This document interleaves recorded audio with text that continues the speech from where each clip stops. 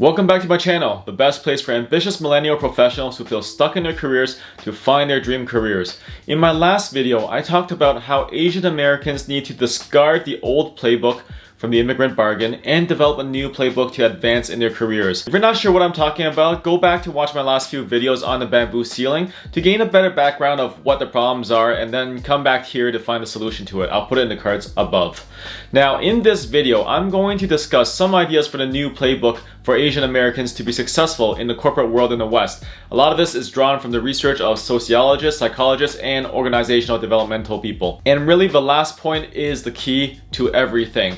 So make sure you subscribe and click the notification bell to receive regular updates on all things related to bringing a positive change to your career. Hi, I'm Dr. John Tam, and I'm passionate about helping ambitious millennial professionals build their dream careers. However, I'd like to preface in this video that there is no silver bullet to fix everything. It's going to take hard work and pivoting, but there are ways to make this easier and put yourself in a position to succeed. Before I get to my first point, the bottom line is to maximize trust across the board, as I've established in my previous videos. From the recent research of Margaret Chin's book called Stuck, to more established work like Riza Hazmat's Ethnic Penalty, to my own research on looking at emotions and solidarity, the bottom line for any form of relationship is trust. And all 5 ways to crack the bamboo ceiling in this video is about maximizing trust or putting yourself in a position to succeed, while also navigating work life as an Asian American. So without further ado, let's look at the 5 ways on how Asian Americans can break the bamboo ceiling. Point number 1, focus on things within your control. First off, I'm not going to dismiss everything to racism. I mean, racism definitely can be a factor, but the research of Riza Hazmat has shown that linguistic discrimination and racism cannot account for everything. There are some real in-group and out-group mechanisms at play here. Instead, I'd recommend everyone to approach it from a perspective of gratitude. Having lived internationally for over a decade, Asian Americans actually have it very nice in the West. So in short, I think there is a level of gratitude that needs to be expressed that the West is the best place in the world to make that climb if you're in a minority. Now, this by no means justifies racism and discrimination, and the rest of the world really has a ways to catch up. But the bottom line is I am grateful and appreciative to the life in the West and the effort that has been put into fighting for equal treatment. And when I look at this, I really look at Steve Covey's 3 circles of control, influence, and concern. Some people are talking about fixing institutional racism or discrimination, but it's always much easier to fix things within your control rather than outside, because you'll rarely be in a position of control to change a problem if climbing the corporate ladder is the type of problem that you're having. Finger pointing on discrimination isn't going to help much, especially if you're not in a position of power or if you're going to cause a toxic environment in the workplace. So yes, unfortunately, implicit bias is a thing, but it also hasn't been necessarily proven that it determines behavior because of how the fast brain and slow brain action works. So if you're not sure what I'm talking about, check out the video, which I'll put in the cards above, about implicit bias and diversity in the workplace. I basically break down the neuroscience of implicit bias on how it really, yes, it does exist, but even the authors of the whole implicit association test acknowledge that it doesn't necessarily predict discriminatory behavior. So at the end of the day, when I talk about the 3 circles of control, influence, and concern, in tandem with gratitude, make sure you're qualified and skilled enough to climb that corporate ladder first. Chance always favors the prepared. Now, my second point is this. Once you're qualified and you actually have the hard skills or technical skills to complete the task, the next step really is to acquire social capital. Social capital in the workplace for Asian Americans would really be mentors or sponsors who are really willing to take you under their wing and guide you and show you the ropes on how to navigate the workplace environment. Remember, every workplace culture has their own peculiarities and their own idiosyncrasies, and to navigate that would really require an insider. Whether you're an Asian American or not, a mentor would always help in this process. A sponsor would also always help in this process. Furthermore, you want to build allies. And building allies would also mean taking people under your own wing, mentoring people and helping them along, because who knows whether this person is going to flourish in another part of the company and eventually bring you along as well. So it's all about networks and building connections and real human relationships to foster that climb in the corporate environment. So definitely networking, social capital, and meaningful relationships would help. Now, once again, you got to remember, this is all under the premise that you are qualified for the job. You have everything that it takes to make that climb in the corporate ladder. My third point is to acquire cultural capital. And when I say cultural capital, I mean it is the shared capital of things that signal you are one of them. You belong in the leadership group. And so when we look at the classic research in sociology, there's Pierre Bourdieu, where he released a book called Distinction, essentially looking at the elite class, where there are certain signals that they do. For example, drinking red wine and being able to discuss the flavors and aromas of red wine and the tannins and all that stuff, right? All of that is part of learning class and learning the language and cultural scripts of the leadership group. And so if you want to signal that you are an insider and you want to build that trust, you should really develop the cultural capital so that you can signal that you are an insider. I'm not saying give up on your own culture. I'm saying learn more cultures so that you can at least appreciate and say that, hey, I understand what you're talking about. This is awesome stuff. In social psychology, we also talk about the presentation of self in everyday life, right? And this is based on the research of Irving Goffman, where there is always different signals that you want to send to people that you belong. And we have to take note that there are diverse industries and sectors that have different expectations for cultural capitals or signals. So you really need to pick the right ones. So what does that mean, right? In the high-tech world, in certain areas of the world, for example, in Silicon Valley, there are certain traits that you can signal that you belong to the leadership group. On the other hand, if you are in the financial sector in New York Wall Street, there are other aspects that you can signal that you belong to that leadership group. So you need to really pick the right ones and signal the right ones. But essentially, you also need to be mindful that the higher you go, the more competent people there are, and companies would typically, at that point, place a higher emphasis on trust. So for example, if there is a C-suite opening and the company really needs to choose one candidate out of perhaps 10, right? 10 really good candidates. It's actually very hard to tell at that point in terms of the hard skills, the big difference between two, because it's so specialized at that point.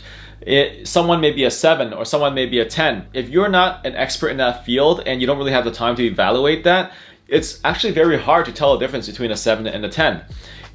On the other hand, it is much easier to tell whether, hey, I trust this guy or I trust this girl. And so therefore, people would always err on the side of caution and pick the person that they trust. Remember, the higher you go, the less the hard skills are like really the central point and focal point of what needs to be done. So soft skills and people skills increase in its importance. And the technical skills, while there's less emphasis on tactics and more emphasis on strategy, it's also the fact that there are so many competent people around to choose from that the real deal breaker is always the soft skills. And therefore, fundamentally, Asian Americans would struggle with that because of the reasons I discussed in previous videos. So really, at the end of the day, the emphasis is placed on trust. At the same time, I would advise against throwing away your Asian Americanness to fully embrace, whatever form of leadership you have at the top, because it is your unique selling proposition, right? Your USP.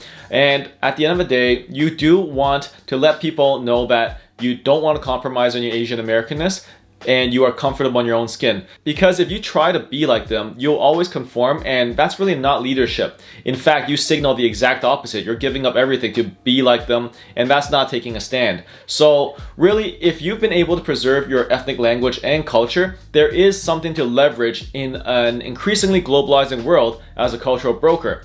China, India, Korea, Japan, Singapore have obviously arrived at the world stage as economic powers, but countries like Thailand, Vietnam, and Pakistan, and many others are also on the rise as well. So remember, we are no longer at a point where every country is really insular. Trade has gone global, and therefore, every company that has their eyes on international markets would need cultural brokers, and this is an amazing opportunity for Asian Americans to embrace. What do you think about the idea of leveraging your ethnicity as a cultural broker? Let me know in the comments below.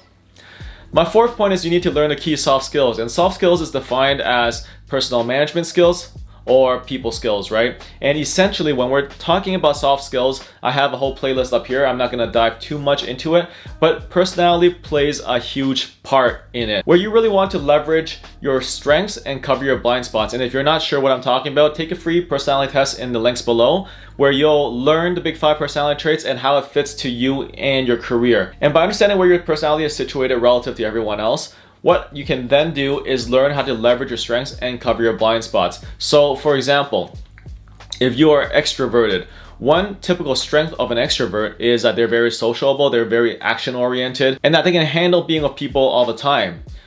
On the other hand though, if you are in a job that requires you to sit down, sit still, and do very introverted work, then maybe you're not actually putting yourself in a position to succeed. So at that point, there's only really two options, right? You can either choose to compensate, which is to really change the nature of your work and do less introverted work, so trying to change the nature of what you do. Or you could learn to develop and build introverted strengths so that you can flip on that introverted battery and do introverted work, despite being a natural extrovert. There are a lot of people who do that in the world. There are many famous introverts who have learned to be extroverted, and there are many famous extroverts who learned to sit down and be still and do introverted work, right? So introversion and extroversion is only an example. There's also the acronym OCEAN, which stands for openness to experience, conscientiousness, extroversion, agreeableness, and neuroticism, which are all part of the Big 5 personality traits, which is the gold standard for academic research on personality science.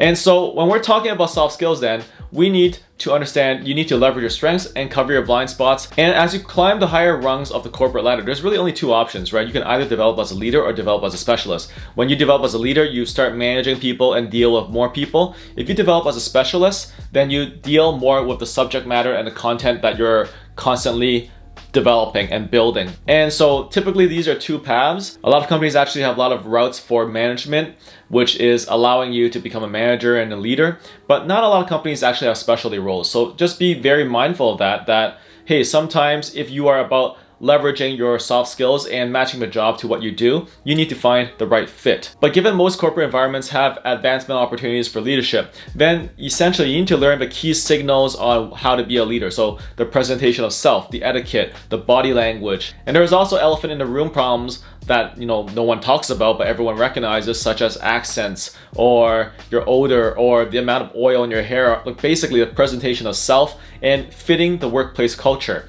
Also, there's communication skills such as self-advocacy and being aware that there are times where there's bragging and there are times where you are advocating for yourself and being able to stand firm and advocate for yourself. But essentially, the higher you go, the more important soft skills and leadership skills become. And so you need to be aware of that. Personality plays a big role. The fifth and final point is to put yourself in a position to succeed. Like I said, a lot of companies have the leadership route, but not necessarily have the specialist route. And also, every workplace culture is different. Some cultures are more multicultural friendly and some are less, right? Essentially, you can't break through a bamboo ceiling that's made out of cement. You really need to differentiate the two. So finding the right place to succeed is important. So how do you identify the right places to succeed then? There are indications of a good workplace culture for Asian Americans to break through, and here are some indicators. Number one, there are broad pipeline programs. With broad pipeline programs, it allows for more individuals to have opportunities to advance. So that is often a good identifier of whether a workplace is Asian American friendly or not. Another thing is whether that place incentivizes peer effects to broaden trust in the long run to benefit the bottom line. So workplace cultures that allow for the flow of information and the flow of the network and for people to understand one another. Also, workplace cultures that allows for functional switches. So recently I was talking to a recruiter that was working at Amazon for a while, and one of the things that she told me about Amazon's really good at is, yeah, there are a lot of gatekeepers to make sure that people, if there's a high bar for people to hop over in order to get into Amazon. But once you're inside, there are a lot of opportunities for people to really develop their careers and really functionally discover, where is their best spot. And so by having a company culture that supports this type of latitude, that supports this type of internal movement, and that supports this type of networking and relationship building, it's actually really good for Asian Americans to break through. Another sign of a good workplace culture for Asian Americans to break through is a culture that has a non-patronizing and non-commodifying way of working with minorities, right? There's a lot of institutions that care about face work to the world, and that a lot of these places would include token individuals of minorities. And nowadays we have NASDAQ that's beginning to impose workplace diversity quotas on different companies if they are to be listed on their index. So there are a lot of things that's happening right now in the workplace. So when I think about top-down imposed diversity quotas, there's also the risk of the token individual, or ways for companies to finagle their way through the quota. So at the end of the day, I really have mixed feelings about this, but finding that company culture that's not patronizing, that's not commodifying to minorities, one of the things that you can do is to look at the website,